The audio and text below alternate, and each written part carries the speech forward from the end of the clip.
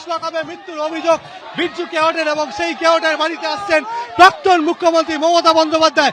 চূড়ান্ত বিক্ষোভের মুখে জোর স্লোগান দেওয়া চোরের রানী চোর সৃষ্টি করেছে। আজকে মমতা ব্যানার্জি 15 বছর বাংলা লুট করেছে।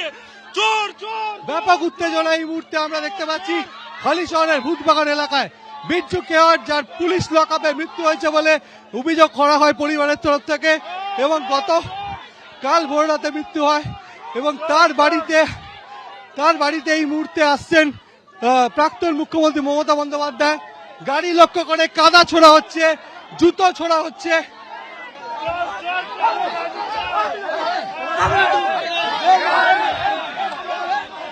এই মুহূর্তে হালি শহরের ভূতবাগানে রাজ্যের প্রাক্তন মুখ্যমন্ত্রী মমতা বন্দ্যোপাধ্যায় চূড়ান্ত ক্ষোভের মুখে জোর স্লোগান দেওয়া হচ্ছে, তাকে লক্ষ্য করে জুতো ছোড়া হচ্ছে।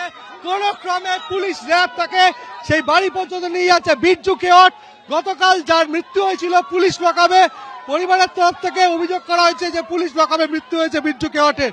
আর সেখানেই এই মুহূর্তে তুমি দেখতে পাচ্ছ যে প্রচুর মানুষ গাড়ি লক্ষ্য করে কাদা ছুটছে, জল ছুটছে, এবং ক্যামেরাম্যান অতলু ছবিটা দেখাচ্ছে যে বিরজু কেওটের বাড়িতে এই মুহূর্তে প্রবেশ করছেন মমতা বন্দ্যোপাধ্যায়। ভূতবাগানে তার বাড়িতে যখন প্রবেশ করছে, এবং জনরোষ আটকাবার চেষ্টা করছে পুলিশ এবং র্যাব, এবং প্রচুর মানুষজন রীতিমতো জনরোষ, এবং বিরজু কেওটের বাড়িতে এই মুহূর্তে মমতা বন্দ্যোপাধ্যায় প্রবেশ করেছেন। অতনু তোমার ছবিটা দেখাচ্ছে যে এখনো জনরোষ তার গাড়ি ঘিরে আসতে পড়েছে, এবং প্রচুর মানুষ জোর স্লোগান দিতে থাকে, চটি ছুটতে থাকে, কাদা ছুটতে থাকে, এবং তাকে ধিক্কার জানাতে থাকে।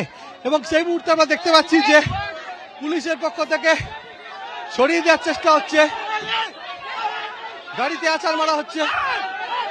অতনু ছবিটা দেখাচ্ছে যে তার গাড়ি ঘিরে এই মুহূর্তে বিক্ষোভ হচ্ছে, পুলিশের পক্ষ থেকে সরিয়ে দেওয়া হচ্ছে বিক্ষোভকারীদেরকে। এবং যেভাবে জনরোষ আসতে পারে, প্রাক্তন মুখ্যমন্ত্রী আজকে যখন ভূতবাগানে এসে পৌঁছয়, সেই সময় তাকে লক্ষ্য করে চোর স্লোগান এবং তার কনভয় আটকে দেওয়া হয়।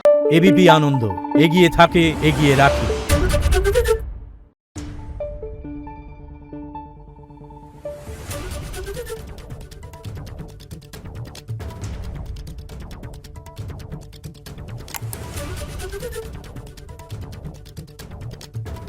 Thank you.